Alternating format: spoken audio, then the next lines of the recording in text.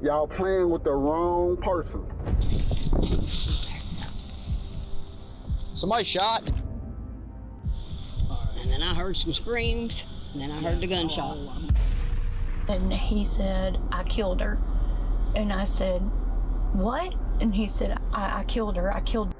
He's dead. Oh my gosh, please. 911, where's your emergency? 98 Road, Lake City, Arkansas. Please, ma'am. Oh, please, ma'am. What's going on? Please. What do you need, a police or an ambulance or what? You gotta calm down and tell me. Yes, I've heard shots fired, and my niece went to the trailer to get her stuff, and when she did, there were shots fired. Okay, what's the address? Her husband went everywhere else, run out of the house and got her car. On August 24th, 2019, the Jonesboro Police Department received this chilling 911 call. The aunt of 37-year-old Melinda Colburn has just witnessed her beloved niece being brutally murdered in front of her very eyes. The officers rushed to the scene to ID and neutralize the killer. Little did they know, Melinda was not the only person on the killer's hit list. Melinda Colburn was a small-town girl who thrived in the love and comfort of her large extended family. Raised in Gwynn, Alabama, a town of just 2,000 people, she was known for her wild sense of humor, her kindness, and her commitment to her loved one's mother and children. She eventually moved to Jonesboro, Arkansas, where she lived with and cared for her ailing mother, Mitzi. In 2018, her mother passed away, which rocked her entire world. Perhaps this is when she began to lean more into the arms of her boyfriend, Marco Deshawn Clark, who many knew as Cole. According to Melinda's Facebook, she and Clark met in 2017. By March of 2019, they were married and living together in a home in Lake City. It is this very home where tragedy struck on August 24, 2019, just a few months after Marco exchanged vows with Melinda, promising to honor, love, protect, and care for her. But as you can tell from the 911 call, Marco did just the opposite of that. Oh my gosh, please. 911, where's your emergency? Yeah, this is Karen with the Crane County 911. Go ahead. 98 Road, Lake City, Arkansas. Please, ma'am. Oh, please, ma'am. What's going on? Please. What do you need, a police or an ambulance or what? You gotta calm down and tell me. Yes, I've heard shots fired, and my niece went to the trailer to get her stuff, and when she did, there were shots fired. Okay, what's the address? Her husband went everywhere else, run out of the house and got her car. Melinda's aunt has just discovered her body, along with several of the neighbors on the scene. These many witnesses will be a major help to law enforcement, who have already identified the man who shot Melinda as her partner. When officers arrive on the scene, however, they realize just how familiar this address is to them, and it unravels a web of grief with one question at the center. Could they have stopped this before it happened?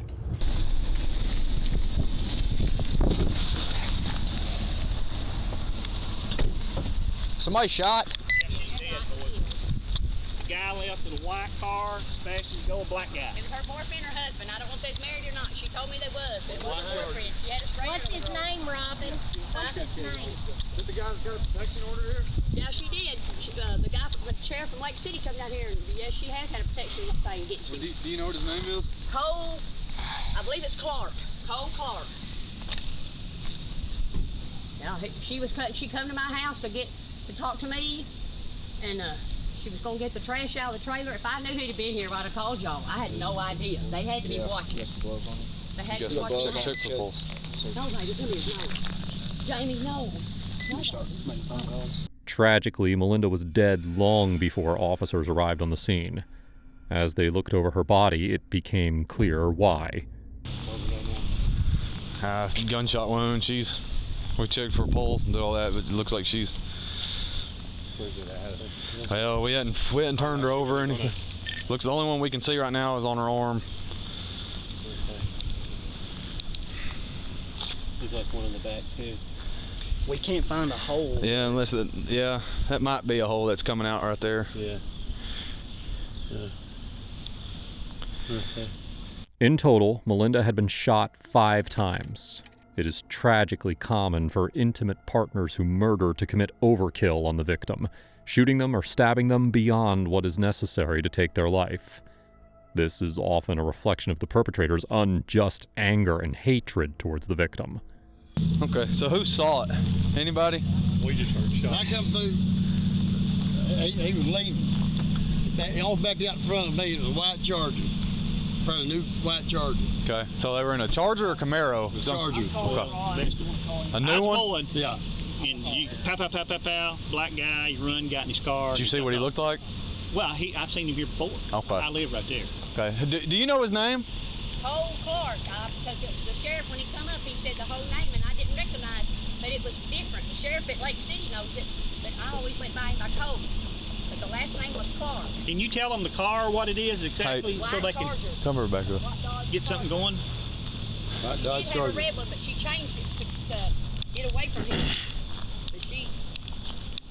Okay, y'all hadn't touched anything or nothing like that, have you? All I did was cover her up. No, we haven't touched We didn't touch Okay. it. She her glasses were Okay, where do y'all live? Right here? I'm her aunt. I Okay. live right next door. and we're right back. She was just over there talking to me. Let's go back in the street just because I don't want to. CID's gonna come out here, and I don't want to. I don't want to mess up anything that could be in the yard or step on anything and bury it. Oh, I got her glasses. Okay, just they- lay them on top of that hood right there, and that'll be all right. Hey, I went in the trailer.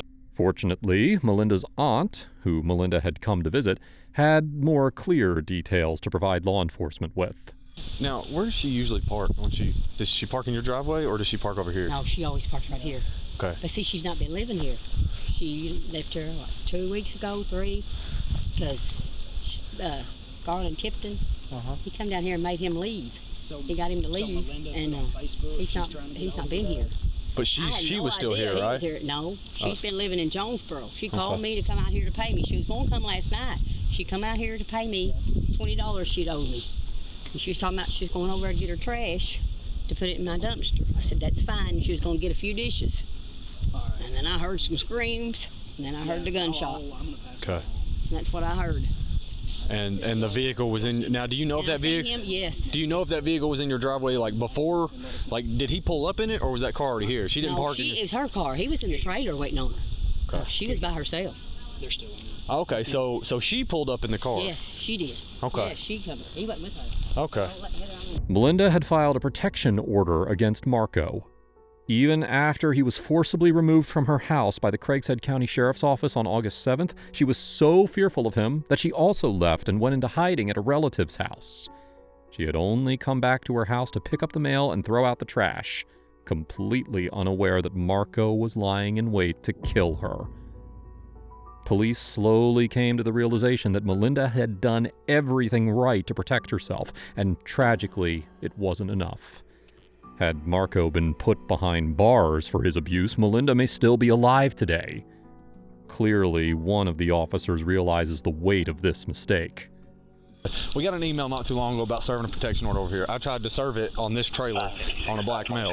Okay. And nobody would come to the door. I wrote down on the piece of paper, tried to serve it. Well, apparently there was a final order of protection that we got an email on about serving this on this Clark guy. So that's probably that's definitely, it's not looking good for him, you know? Yeah, we got to find this guy. She said that Garland was out here about 2 weeks ago and made this guy leave. 2 weeks? So I guess he served the protection order on him then, because that was the dude that had the protection order. He should have hooked him up then. Well, when I called and got his return, I called Stephen and I said she should be a protected person under either a temporary order or a final order, one of the two. You got Garland's number? And see maybe if he knows where this dude's, since he had dealings with him? Because I've never seen the dude in person. I just come out here to try to serve that protection order, and that was it. I've heard that girl's name. I never heard his, but I'm pretty sure I've heard that. Did we get an email on her maybe? Yeah, we just got one, a final order of protection. So so he didn't serve that paperwork, which confuses me even more that Garland didn't serve it. You know what I mean? I mean, not that it was going to help this situation, but yeah. In Arkansas, a final order of protection is delivered after a court hearing takes place where both the victim and the abuser are present. Final orders make it illegal for the abuser to contact, be near, or message the victim for any span of time ranging from 3 months to 10 years. Melinda was granted a final order of protection lasting 10 years, from August 19, 2019 until August 19, 2029. She was granted this order of protection just 5 days before she was murdered. Statistically, the most dangerous time in an abusive relationship is when a victim tries to leave, which is part of the reason why it is so challenging for women to escape abusive relationships. The report that Melinda filed gives a glimpse into why the 10-year order was so necessary and what trauma she endured at this man's hands. Now specifically quoting from the document. "Went to sleep around 7:30. He came and woke me up asking who the F is the dude I was messaging. I said somebody that just got fired that I worked with. He asked me why was I messaging other dudes. Ain't been messaging anybody else that got fired. And he said he was going to beat me with the hammer and stomp my skull in. He said he was going to smash my toes and fingers and that he would cut my effing head off. Been going on since around November of 2017. He has put a gun in my mouth and made me get on my knees on the bathroom floor. He has choked me on the floor. Says he is going to chop all my limbs off and scatter them.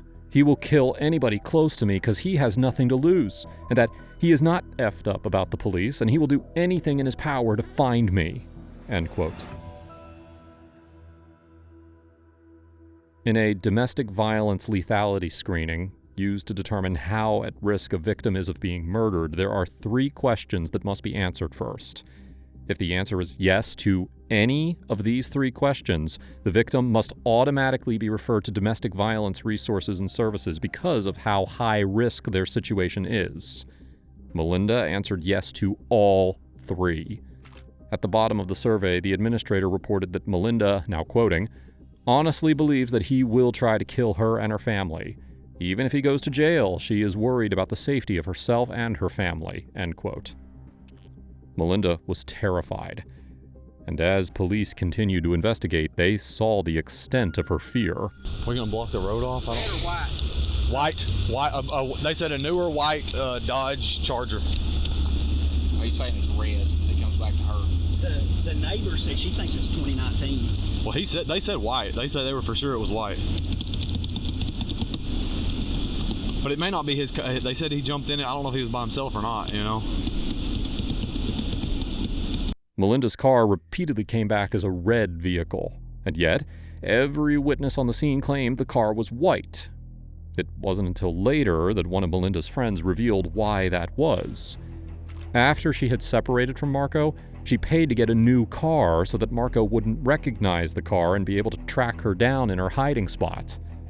She was so terrified of Marco that she drove to Missouri to trade in and purchase a different car so that he couldn't find her the day after she got the protection order from him. And she wasn't the only one afraid of Marco and what he was capable of. His closest friend was terrified as well. His sister called. He called his sister. They put a call on R&D. She called up here wanting to know if this girl's dead. And I called her, and she goes, I just want to know if she's dead. And I said, I can't tell you that. And she said, well, I'm leaving Williford right now. I'm coming in there and check on her myself. She said, my brother called and said he had killed her. I don't believe him or not. And I said, will you tell me where he was headed? And she goes, I don't know. He wouldn't tell me. And I said, what did he call from? And she said, a 901 number. And she goes, I'm coming down there. And I said, all right. And she wouldn't tell me what number. And she goes, I'll just meet you down there. And I said, okay.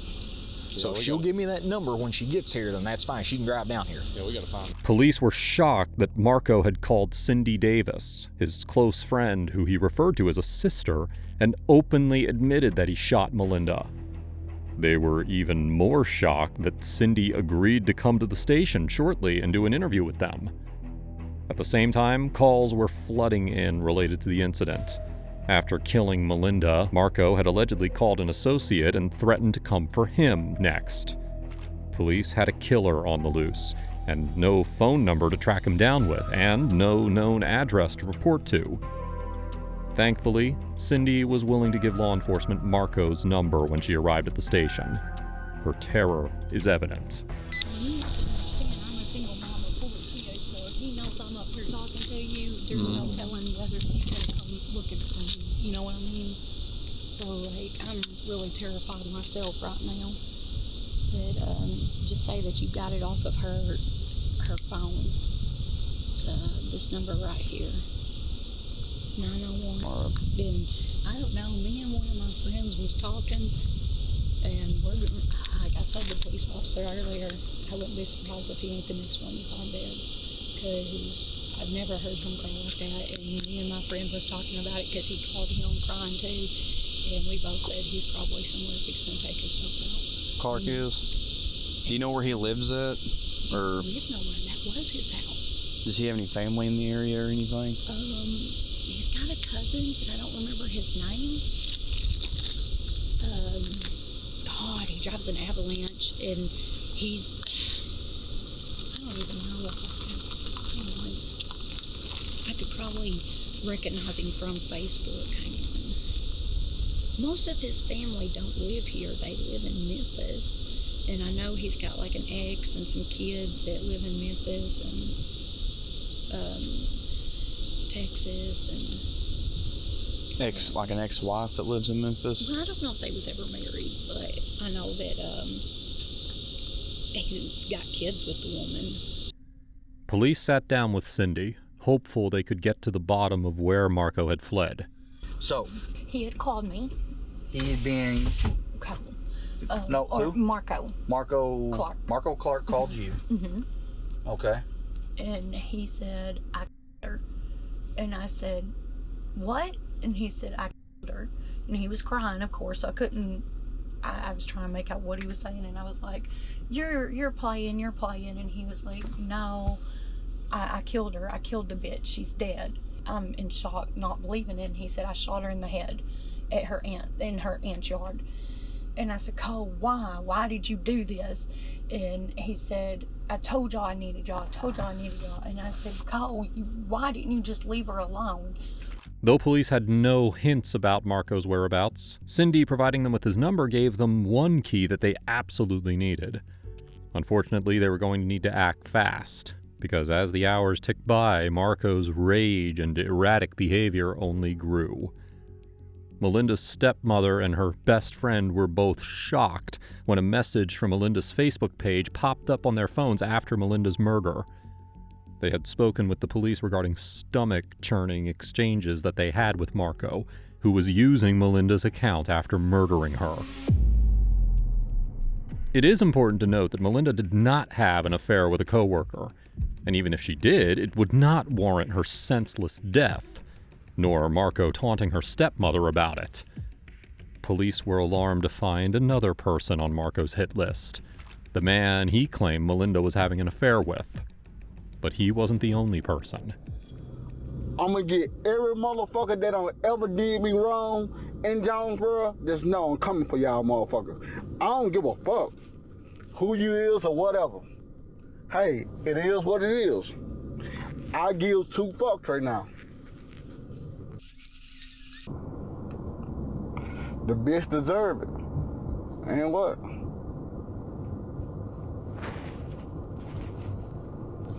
I'm killing the next motherfucker too. I don't give a fuck. Say looking for me? Oh well. Come and get me. Come on. Marco posted this video, as well as another, on Facebook the very same day he murdered Melinda. The video showed police how dangerous Marco really could be, but at the same time it showed them that he wasn't an intelligent killer. Repeating that he doesn't care over and over is an attempt to look like a hardened criminal and play the part of a scary, powerful villain. In reality, the mere repetition of it indicates that he does care. This gives the police something easy to latch onto and subvert when they'll interview him.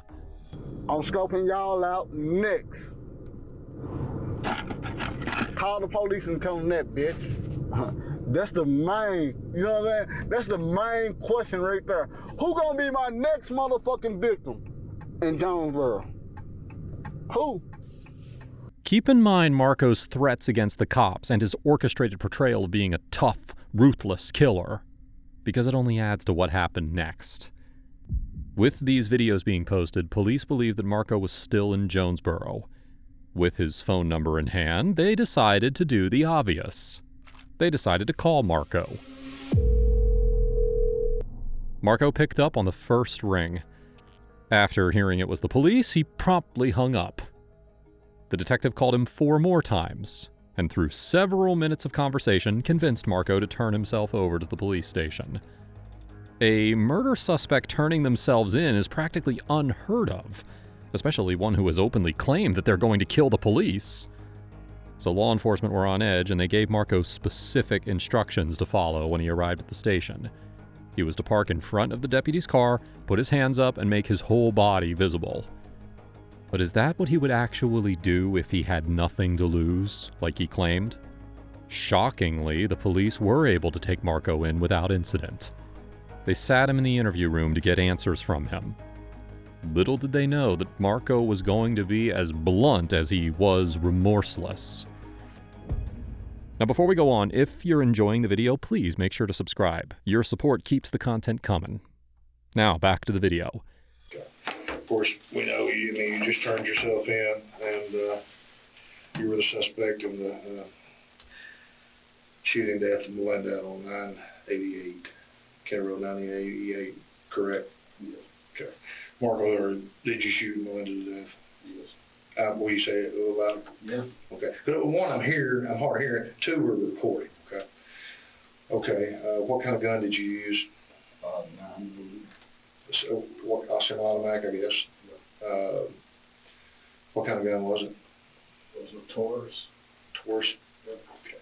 Can you help me locate that gun? Yes. What'd you do with it? I threw it off the road, right there before you get into Raven Million. Coming from Hardy, or the other side, that side of Hardy, or this side of Hardy? It's gonna be on this side though. I had thrown it out. I don't want to, because I was advised don't have a gun on it, period. Yeah. You know, just. Yeah. Oh yeah. I mean, I get that. You know, you could lock it in the trunk, but you think you could take us to it to find it before some kid comes up on it? Yeah. How'd you get to her house, bud? I get there. Mm-hmm. I've been there. How long? I mean, she had left. She had moved all the stuff out. When? She moved all the stuff out like last week, and was staying with a friend. Okay. Who's she staying with you now? A girl named Alicia. Okay. Alicia Brown. So you've been at the house the past week? Yeah. Okay. I mean, she ain't been there, so. Okay. You lived there, didn't you? Didn't y'all live together? Yeah, that's my wife. Okay. How long did y'all live there? About 2 years. Okay. Y'all were actually legally married? Yeah. Okay. And what happened today to cause you to shear, bud? I mean, it was a bunch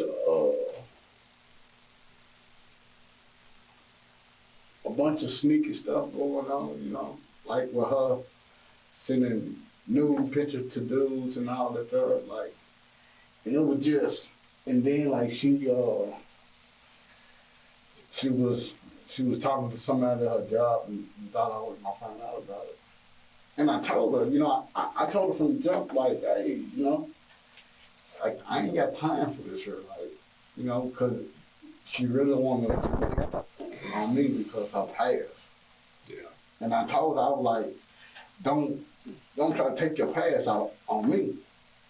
If you don't want me to take my past out on you. Mm-hmm. So she did it anyway. So you thought she was cheating on you? It wasn't no thinking. It's what I actually seen. So she's actually sending news to other men? Yeah. And then where was you at when she moved out? When Marco's quote-unquote sister was interviewed, she had a very, very different story about who was cheating. And she had nothing to gain by lying. No. I mean, I knew he was cheating on her. You knew what? I did know that. I did know that he was having an affair on her. And there was numerous times I told my husband I wanted to tell her about it. I thought she had the right to know, and my husband told me to stay out of it. It was none of my business, you know, so I just kind of stayed out of it. But he had an affair on her, you said? All the time, yes. It's probably that's why they killed her, because she was having an affair. No, she wasn't. Well, Melinda was, y'all have to understand, Melinda was heaven sent. Huh? She was heaven sent.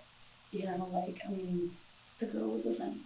When my daughter had a birthday and I couldn't afford to get her a birthday, Melinda worked all day, got off work, went and bought her a birthday cake, bought her birthday presents, and drove all the way to my house. She didn't have to do that. So you can't tell me that she was having an affair. I think there was reasons that she was leaving him. Maybe there was another man, but I never would believe that she cheated on him. I think it was the way he treated her that pushed her away. Marco's sister describing Melinda as quote-unquote heaven sent and the son, in spite of leaving Marco, speaks volumes about who she was as a person. But Marco's plan was all the same, whether she was cheating or not. Where did you meet her that day? Out in the yard or in the house? I mean, she came. She was coming. I seen when she pulled up to our auntie house. When she pulled up to our auntie house, and I was just kind of sitting there just waiting. Did she come in the house? She was about to. Where did you shoot her? Where was you at when you shot her? You remember? In the front yard. I mean, I really wasn't gonna shoot her. You know, I really was just gonna talk to her and see cool work things out. But I don't know. I guess things just got the best of it. So. Did y'all talk any at all? Did she see you coming out of the house or something? No. Did you have a gun in your hand then? Yeah. Okay. Did she say anything or scream or did you say let's talk or?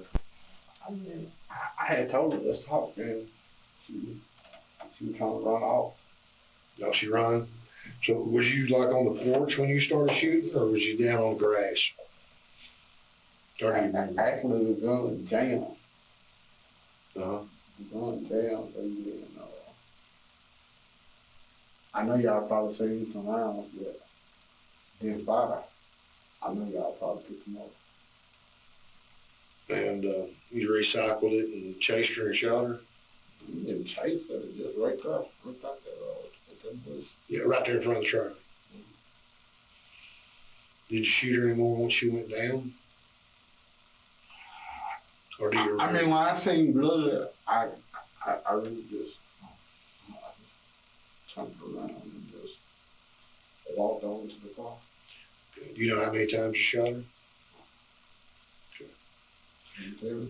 Can you tell me? Well, we're going to have to see what's entrance and what's exit, but she had about 8 holes in there. Of course, some of them were exit wounds. How many bullets were in your mag, you know?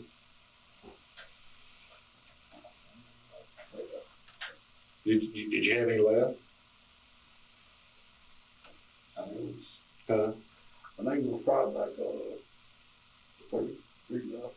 Okay. Are they still in that gun just laid in the ditch? Okay, we need to get that before some child goes upon it. It's interesting that Marco claims that he never meant to shoot Melinda in an attempt to soften the crime he committed. It's possible that he's trying to avoid being jailed for premeditated murder, though him lying in wait for Melinda for a full week with a gun says otherwise.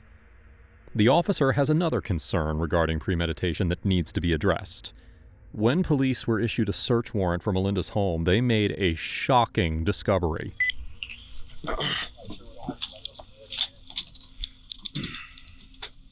Sheriff's office. It stinks. Is that not natural gas? Yeah, it is.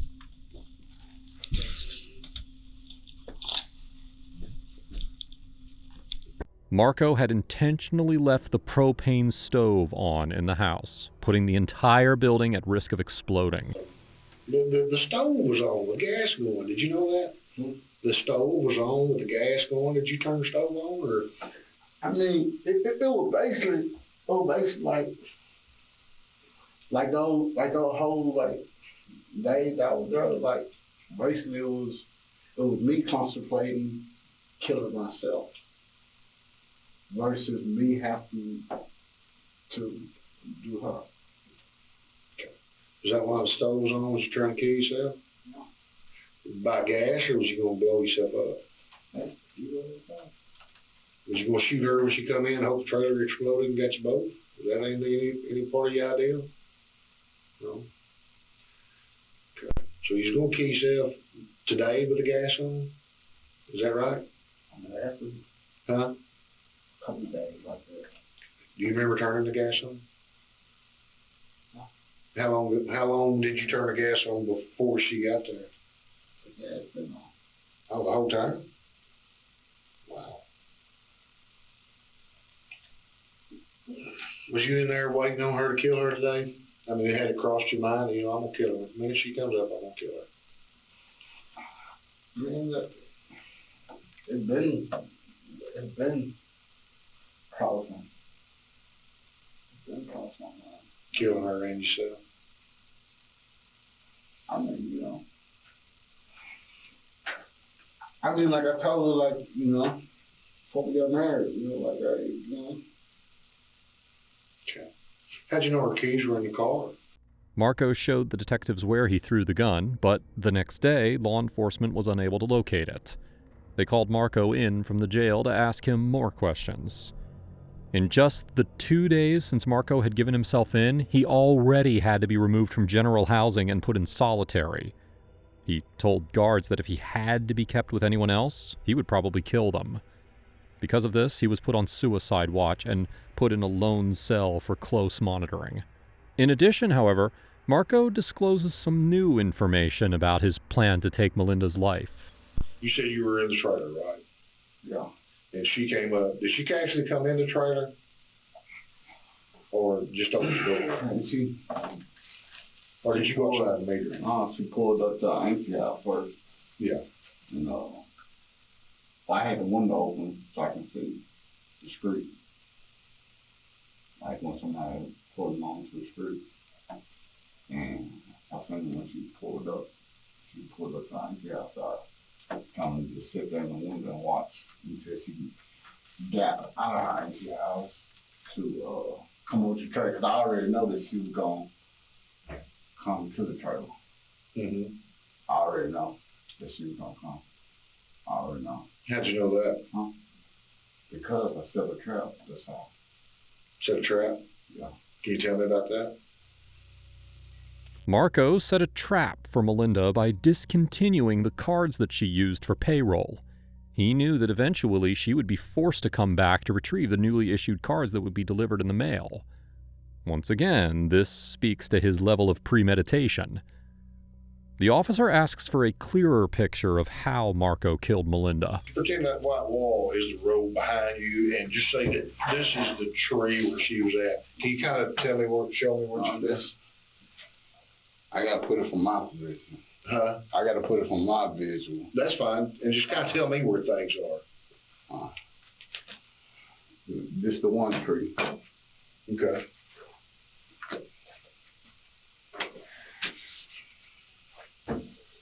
You can get this out of the way. Leave that one. Okay. This is the tree that she was on. The tree that she was under, you said? Yeah. Okay. So, I came out. Came down and started, you know, first year, huh? And I was one eye. And it did shoot side down.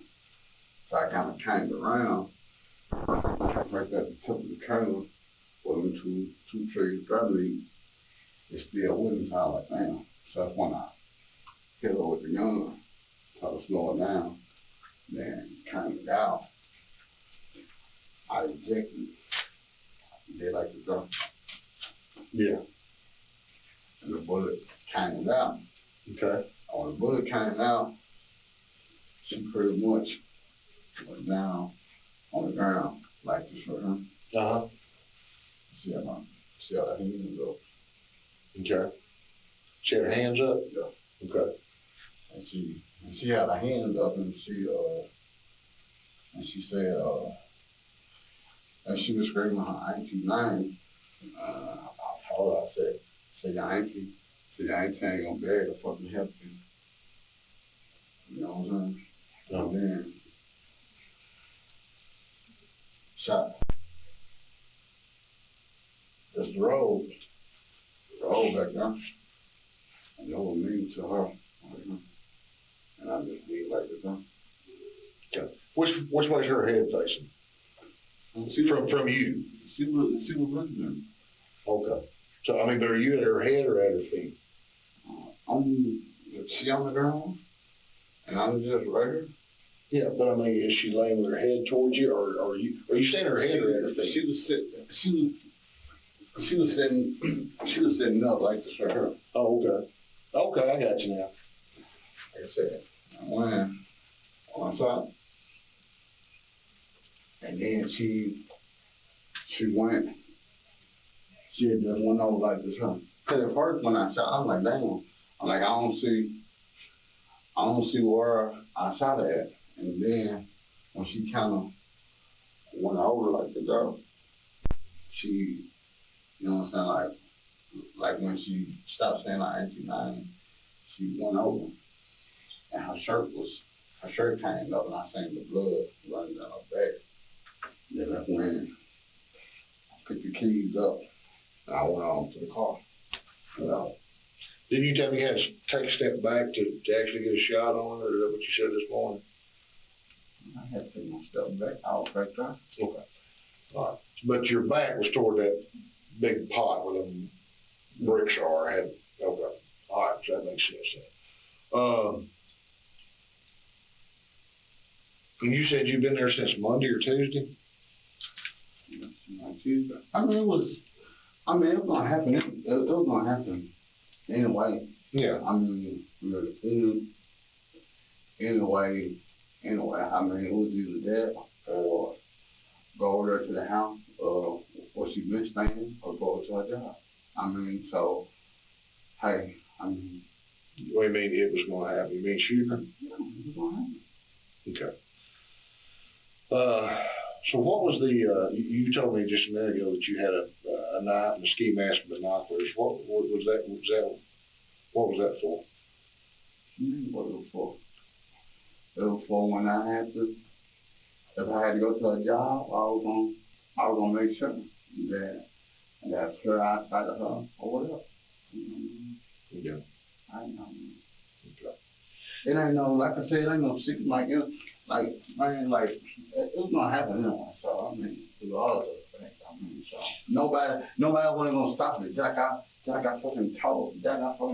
Like, hey, you know what I'm saying? Like the fucking.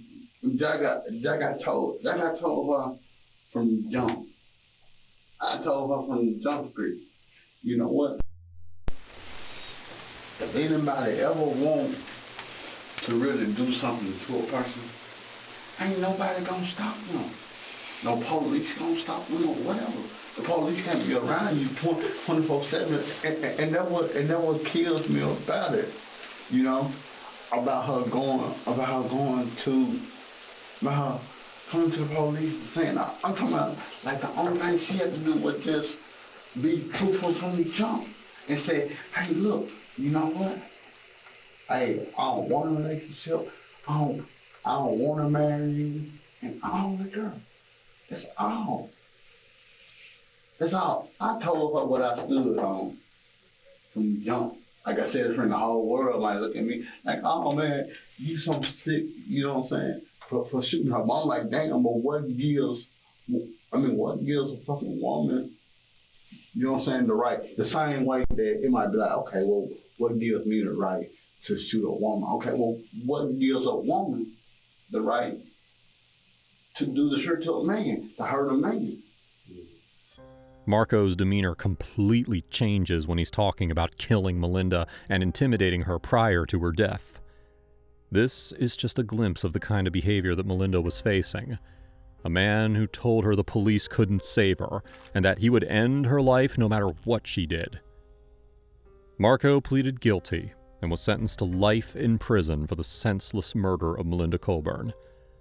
Now, if you think this case was horrific, well, you need to check out my video on the family friend who turned out to be a serial killer.